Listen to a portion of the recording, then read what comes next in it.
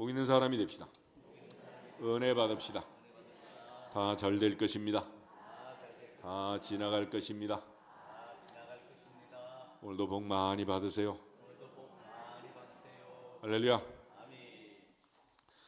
미가서 3장도 역시 마찬가지로 당시 백성들의 죄를 지적하고 하나님의 심판을 선포하는 메시지가 되겠습니다. 전반적으로 이제 먼저 심판의 메시지를 선포하고 나중에 회복과 위로의 메시지를 주고 있는데, 특별히 미가서 3장 말씀은 당시의 통치자들, 또 선지자들, 지도자들에 대해서 하나님이 책망하는 그런 말씀이 되겠습니다.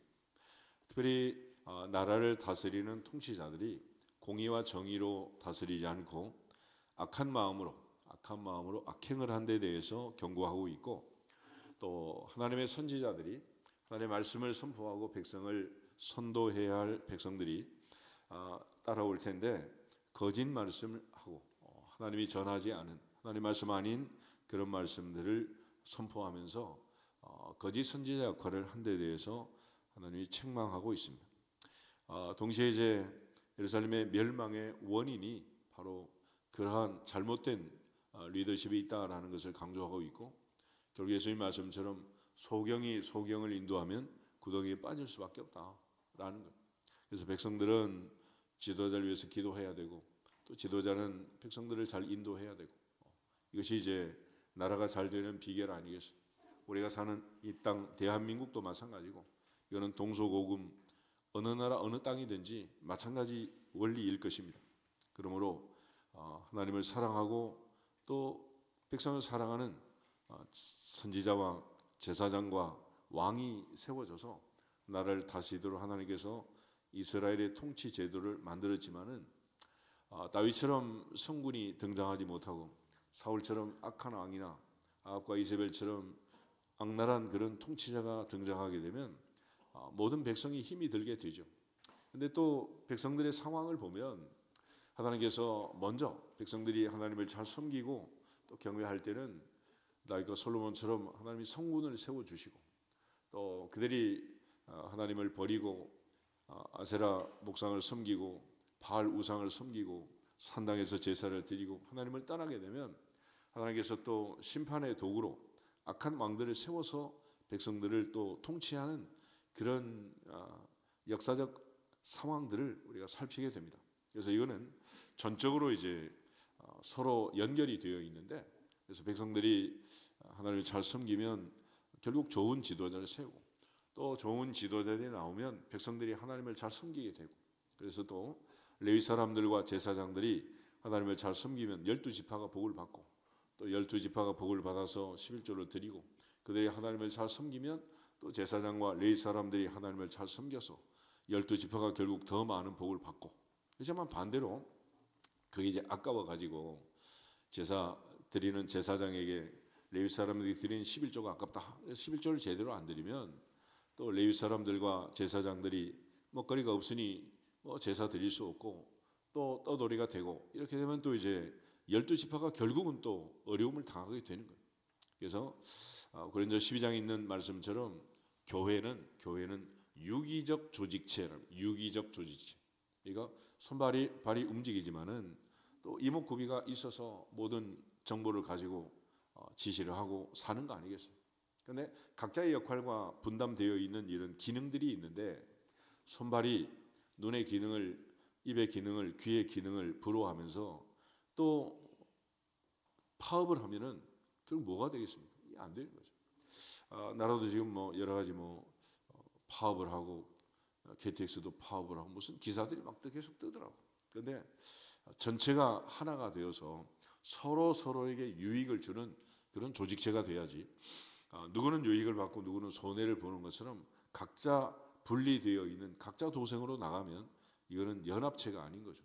그래서 교회는 전체적으로 머리부터 발끝까지 온 몸이 하나로 연결되어 있는 한 몸인 것처럼 이런 조직을 유기적 조직체라고. 유기적.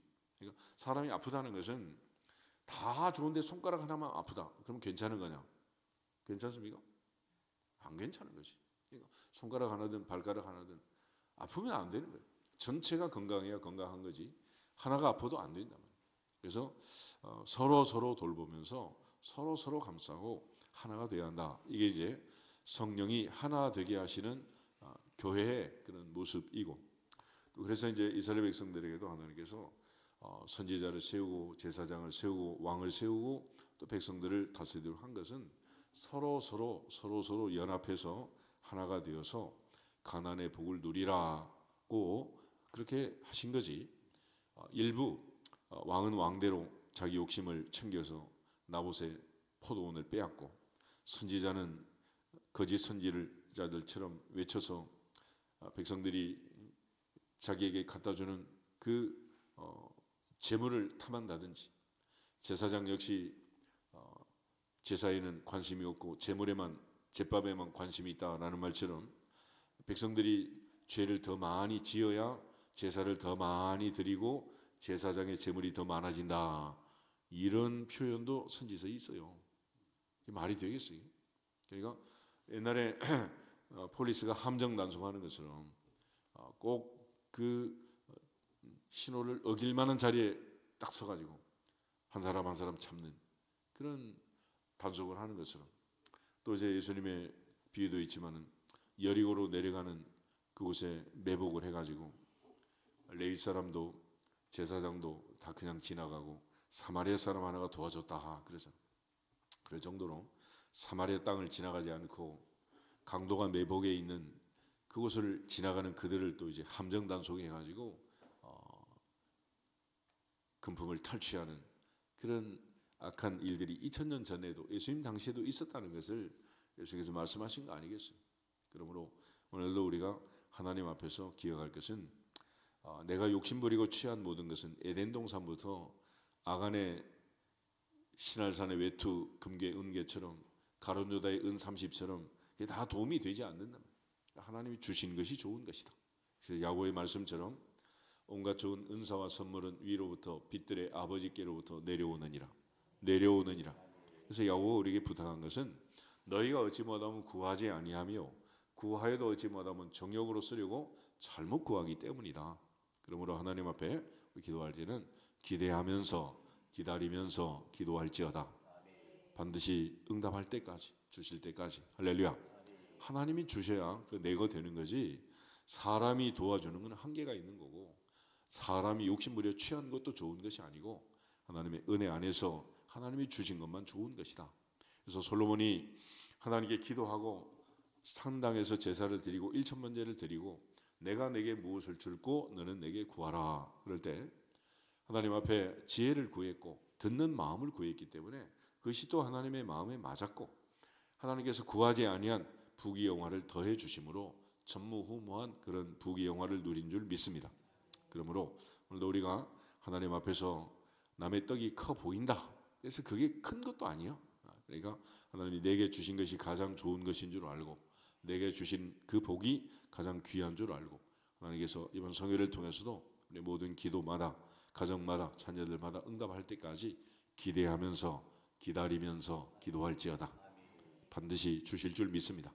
성경은 반드시 주신다는 약속을 하는 거예요. 구하라 그러면 주시리라. 네 입을 10개 열라 내가 채우리라. 너는 내게 부르짖으라. 내가 내게 응답하겠고 내가 알지 못하는 크고 은밀한 일을 내게 보이리라. 할렐루야. 누구든지 무엇이든지 그대로 되리라. 약속 아니겠어요? 그러니까 성경은 항상 응답에 대한 약속을 주고 있는 거예요. 너희가 악한 자라도 자식은 좋은 것으로 줄 줄 알거든 하물며 하늘에 계신 너희 아버지께서 구하는 자에게 좋은 것으로 주시지 않겠느냐. 아멘. 그 좋은 것을 주실 때까지 기대할지어다, 기다릴지어다, 기도할지어다. 그럼에도 불구하고 여기 있는 미가서 3장의 내용을 보면 이들은 기도는 제쳐놓고 말씀은 제쳐놓고 사리사욕으로 욕심으로 취한 그들에 대한 진노, 경고, 멸망을 선포하고 있는 내용이 되겠습니다. 먼저 1절부터 4절 말씀 우리 다시 한번 읽겠습니다. 내가 또 이르노니 야곱의 우두머리들과 이스라엘 족속의 통치자들아 들으라.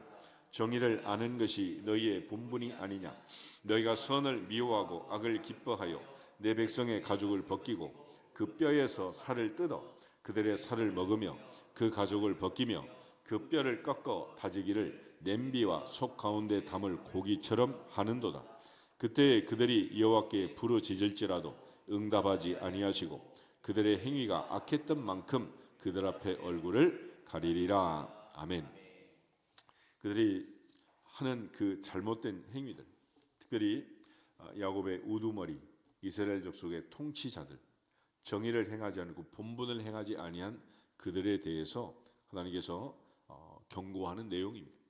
특별히 너희가 선을 미워하고 악을 기뻐했다. 악을 미워하고 선을 기뻐하고 선으로 악을 이겨야 되는데 반대로 했다. 백성의 가죽을 벗기고 뼈에서 살을 뜯고 살을 먹고 가죽을 벗기고, 그러니까 완전히 가렴 주고 하는 이런 악한 통치자들처럼 그렇게 백성들을 다스렸던 그들. 그래서 4절에 보면 그때의 그들이 그랬습니다. 그때의 그들이 이런 상황에서 그들이 여호와께 부르짖을지라도 응답하지 않는다. 그러니까 하나님께서 응답할 수 있는 그런 상황에서 기도가 돼야지, 도저히 응답할 수 없는, 하나님께서 들을 수 없는 그 악한 행위만큼 하나님께서 얼굴을 가릴 수밖에 없는 이런 상황에서 기도하고 부르짖어도 응답은 없다. 그러니까 형식적인 기도, 사람 앞에서 하는 기도, 하나님이 중심을 보시는 그 하나님 앞에 연락될 수 없는 기도는 의미가 없다. 다윗처럼 내 입의 말이 마음의 묵상이 연락되기를 축복합니다. 궁극적으로 먼저 우리의 마음이 문제고 우리의 심령이 문제다. 그러므로 하나님께서는 마음 중심을 보시고 우리 삶을 보기 때문에 하나님께서 이처럼 아무리 기도해도 응답하지 않을 수밖에 없는 그런 상황이라. 이사야 1장 한번 더 보겠습니다. 이사야 1장도 미가와 이사야 동시대 그 상황들인데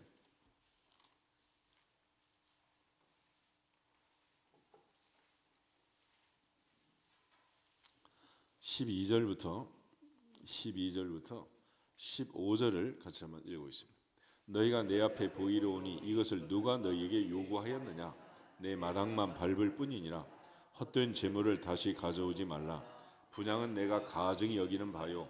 월삭과 안식일과 대회로 모이는 것도 그러하니 성회와 아울러 악을 행하는 것을 내가 견디지 못하겠노라. 내 마음이 너희의 월삭과 정한 절기를 싫어하나니 그것이 내게 무거운 짐이라. 내가 지기에 곤비하였느니라. 너희가 손을 펼 때에 내가 내 눈을 너희에게서 가리고 너희가 많이 기도할지라도 내가 듣지 아니하리니 이는 너희의 손에 피가 가득함이라. 아멘. 15절에 미가의 말씀과 똑같은 얘기가 있잖아요. 너희가 손을 펼 때 내가 내 눈을 너희에게서 가리고 너희가 많이 기도할지라도 내가 듣지 아니하리니 왜냐하면 너희 손에 피가 가득하기 때문이다. 그래서 제사장의 축복 기도는 여호와는 내게 복을 주시고 너를 지키시기를 원한다. 여호와는 그의 얼굴을 내게 비치사 은혜 베푸시기를 원하고 그의 얼굴을 내게로 향하여 대서 평강 주시기를 원한다 그랬잖아요. 근데 하나님께서 복을 안 주실 때는 얼굴을 돌린다, 눈을 가린다 그래.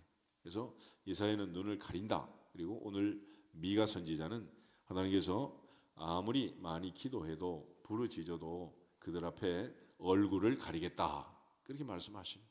하나님께서 얼굴 돌리고 안 들이시면 끝난 거 아니겠어요? 우리 모두가 다 하나님께서 항상 미소 짓고 아름다운 얼굴로 기뻐하는 얼굴로 다윗을 보고 솔로몬을 보았던 것처럼 하나님께서 한 사람 한 사람 우리를 사랑하시고 또 우리에게 은혜 주셔서 이번 한 해도 잘 마무리되고 새해가 새롭게 시작되기를 주 이름으로 축복합니다. 두 번째는 이제 선지자에 대한 경고가 있는데 5절에서 8절 말씀 한번 더 보겠습니다. 내 백성을 유혹하는 선지자들은 이에 물 것이 있으면 평강을 외치나 그 입에 무엇을 채워주지 아니하는 자에게는 전쟁을 준비하는도다. 이런 선지자에 대하여 여호와께서 이르시되 그러므로 너희가 밤을 만나리니 이상을 보지 못할 것이요 어둠을 만나리니 점치지 못하리라 하셨나니 이 선지자 위에는 해가 져서 낮이 캄캄할 것이라. 선견자가 부끄러워하며 술객이 수치를 당하여 다 입술을 가릴 것은 하나님이 응답하지 아니하심이거니와 오직 나는 여호와의 영으로 말미암아 능력과 정의와 용기로 충만해져서 야곱의 허물과 이스라엘의 죄를 그들에게 보이리라. 아멘. 그러니까 거짓 선지자는 뇌물을 주고 입에 물 것이 있으면 평화를 외치고 평강을 외친다. 그러나 그게 없으면 전쟁을 준비한다 그랬습니다. 그렇지만 하나님이 함께하지 아니하면 모두 다 영적인 밤을 만나고 어둠을 만날 수밖에 없다. 그래서 미가 선지자는 특별히 하나님께서 응답할 수 있도록 8절 오직 나는 여호와의 영으로 말미암아 오직 성령으로 말미암아 능력과 정의와 용기로 충만해져서 야곱의 허물과 이스라엘의 죄를 그들에게 보이리라. 할렐루야. 그러니까 성령의 이끄심을 받는 자는 참 선지자가 되는 것이고, 이처럼 성령이 떠나고 악령이 지배하고 뇌물을 입에 물고 있는 자들은 거짓 선지자라는 것을 미가가 다시 한번 강조하고 있습니다. 다윗이 기름 부음을 받던 날 사울의 비극은 다윗이 왕이 된 게 아니고 성령이 떠난 일, 성령이 그에서 떠나고 말았다. 사무엘상 16장 한번 보겠습니다. 사무엘상 16장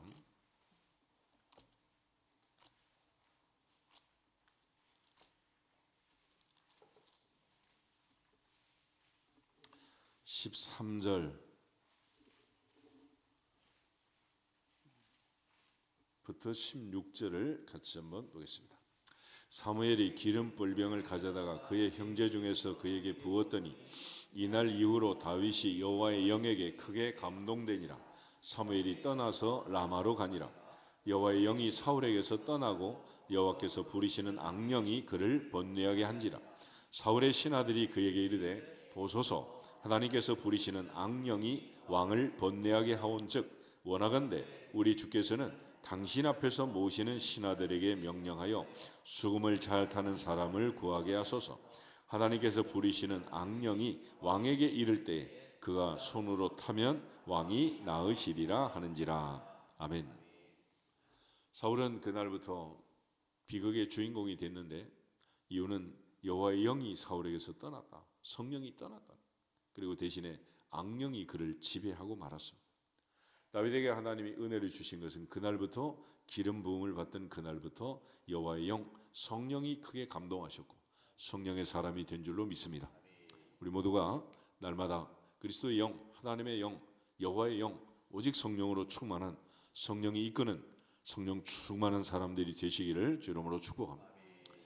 미가 당시 이 많은 선지자들이 하나님의 성령을 무시하고 성령의 역사가 없이 말씀을 전했기 때문에 아무런 역사가 없었다. 어둠이 임했고 밤이 임했고 백성들은 그로 인해서 해가 져서 낮이 캄캄한 그런 시대, 선견자가 부끄럽고 술객이 수치를 당하고 하나님이 응답하지 않는 그런 비극의 시대가 되고 만 것입니다. 시편 51편에서 다윗이 범죄한 이후에 가장 두려웠던 것은 주의 성령을 내게서 거두지 마소서 기도했던 것처럼 성령이 떠날 것을 두려워한 거예요. 우리 모두가 하나님의 성령이 임하도록 오로지 기도에 힘썼던 초대교회 성도들처럼 이번 남은 시간들도 하나님 앞에 한 해를 잘 마무리하고 또 새를 시작하는 이 마지막 시간들에 오직 시간 성령이 충만할 수 있도록 오직 성령으로 충만할 수 있도록 오직 성령이 임하시고 오직 성령이 우리를 이끌고 오직 성령 안에서 한 해를 마무리하고 새해를 시작할 수 있도록 우리 모두 성령으로 충만하시기를 주님의 이름으로 축복합니다. 우리 다시 한번 인사하겠습니다. 오직 성령으로 충만합시다. 마지막은 이제 그런 지도자들에 대한 하나님의 진노, 하나님의 마지막 멸망을 선포하는 내용이 나와 있는데 우리 9절부터 12절 마지막 한번 읽다 읽고 기도하도록 하겠습니다. 야곱 족속의 우두머리들과 이스라엘 족속의 통치자들 곧 정의를 미워하고 정직한 것을 굽게 하는 자들아 원하노니 이 말을 들을지어다. 시온을 피로 예루살렘을 쥐약으로 건축하는도다. 그들의 우두머리들은 뇌물을 위하여 재판하며 그들의 제사장은 싹을 위하여 교훈하며 그들의 선지자는 돈을 위하여 점을 치면서도 여호와를 의뢰하여 이르기를 여호와께서 우리 중에 계시지 아니하냐 재앙이 우리 중에 임하지 아니하리라 하는도다. 이러므로 너희로 말미암아 시온은 갈아엎은 밭이 되고 예루살렘은 무더기가 되고 여호와의 성전에 사는 수풀의 높은 곳이 되리라. 아멘. 이스라엘 백성들 중에 이처럼 하나님이 계신 성전이 무너지겠느냐. 예레미야가 말씀을 전하던 멸망의 현장에서도 그들이 늘 예레미야의 예언을 받아들이지 않았던 이유는 바로 거기 있었습니다. 어떻게 예루살렘이 망하고 하나님의 성전이 불탈 수 있느냐? 그럼 참담한 예언을 어찌할 수 있느냐? 말이 되는 말을 좀 해라. 그렇게 에레미야를 늘 오히려 구박하고 박대한 거죠. 그렇지만 하나님께서 이사야를 통해서 미가를 통해서도 역시 마찬가지. 하나님을 기쁘시게 아니하면 하나님의 말씀에 순종하지 않으면 언제라도 하나님은 멸망시킬 수 있다라는 것을 강조하고 있습니다. 그러므로 하나님께서 성전에 계시는 것 같지만은 하나님께서는 이 눈에 보이는 건물에 계시는 게 아니다. 그래서 미가가 우리에게 강조하는 것은 하나님께서 어디 계시냐, 하나님 어떤 분이냐라는 걸 강조하는 거예요. 우리 미가서 6장 한번 보겠습니다. 미가서 6장 6절에서 8절. 미가서의 가장 중요한 이제 주제의 말씀인데 6장 6절. 내가 무엇을 가지고 여호와 앞에 나가며 높으신 하나님께 경배할까? 내가 번제물로 1년 된 송아지를 가지고 그 앞에 나갈까? 여호와께서 천천의 순양이나 만만의 강물 같은 기름을 기뻐하실까? 내 허물을 위하여 내 맏아들을 내 영혼의 죄로 말미암아 내 몸의 열매를 드릴까? 사람아, 주께서 선한 것이 무엇임을 내게 보이셨나니 여호와께서 내게 구하시는 것은 오직 정의를 행하며 인자를 사랑하며 겸손하게 내 하나님과 함께 행하는 것이 아니냐. 아멘.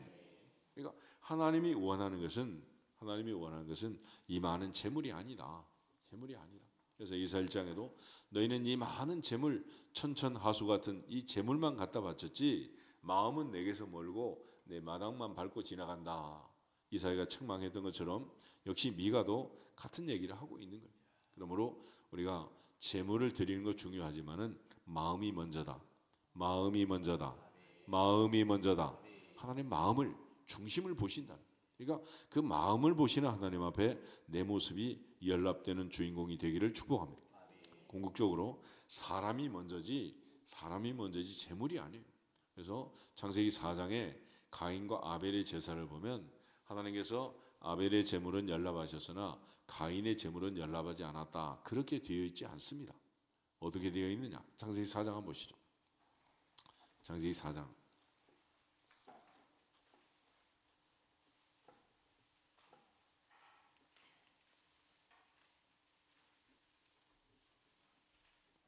4절, 5절, 2절 보겠습니다. 아벨은 자기도 양의 첫 새끼와 그 기름으로 드렸더니 여호와께서 아벨과 그의 제물은 받으셨으나 가인과 그의 제물은 받지 아니하신지라. 가인이 몹시 분하여 안색이 변하니. 아멘. 4절, 5절 잘 보시면 여호와께서 아벨의 제물은 연락하셨으나 가인의 제물은 연락하지 않았다, 받지 않았다. 그렇게 되어 있지 않고 여호와께서 아벨과 그의 제물은 받으셨으나 가인과 그의 제물은 받지 않았다. 무슨 얘기였어요? 사람이 먼저다. 제물이 아니라 사람이 먼저다. 아멘. 누가 가져왔느냐, 그게 문제지 제물이 문제가 아니라는. 그러므로 항상 우리가 하나님 앞에 마음을 다하고 목숨을 다하고 뜻을 다하고 힘을 다하여 하나님을 사랑하고 하나님의 사랑받는 아벨이 되기를 주 이름으로 축복합니다. 그러면 하나님께서 무엇을 드리든지 다 받으시는 거예요. 그런데 내가 하나님 앞에 기쁨이 되지 않고 하나님이 받을 만한 사람이 되지 않는데 재물만 갖다 주면 받겠냐는 거예요.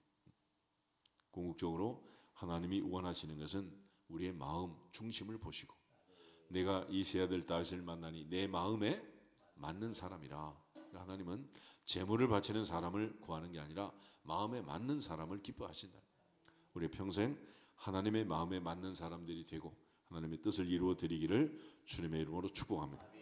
여호선 앞에서 인사하고 기도하겠습니다. 하나님의 마음에 맞는 사람이 됩시다. 아멘. 다시 주 예수 그리스도의 이름으로 충만할지어다 선포하고 기도하겠습니다.